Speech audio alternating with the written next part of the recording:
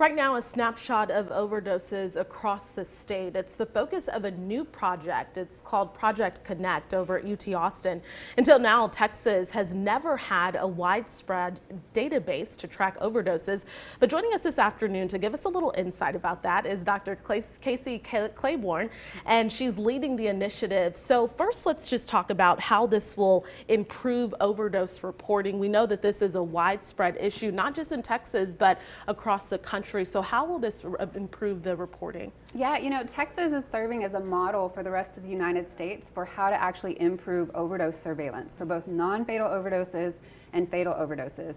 So what we're doing is we're working with community partners, our local harm reduction organizations, our local overdose prevention centers, our substance use providers, really trying to gather data from the community. So historically, our traditional data sets have used EMS data.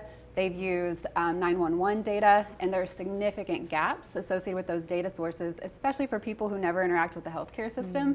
So this is a way for us to actually improve overdose surveillance data as it relates to non-fatal overdoses and people who never interact with the healthcare system. Okay, and so we know that this was a 5-year project. Where are you at currently in the process, and who can use it, who can report through this system? Yep, we are halfway through the project. So we've been working on this for about 2 years. We are finalizing the technology development next month, actually. So we'll be launching statewide September 1.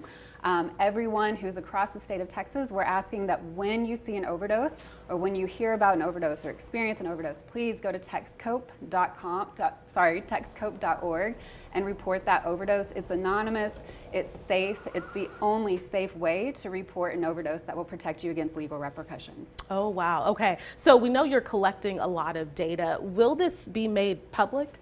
No, the data is not made public. Okay. So the data is available to local organizations who do overdose prevention efforts.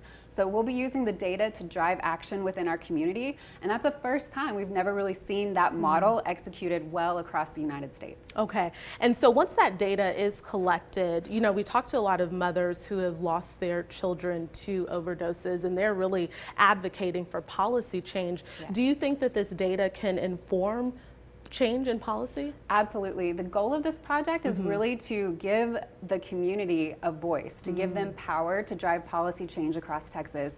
And in order to change policy, you have to have data. You have to have good data, you have to have reliable data.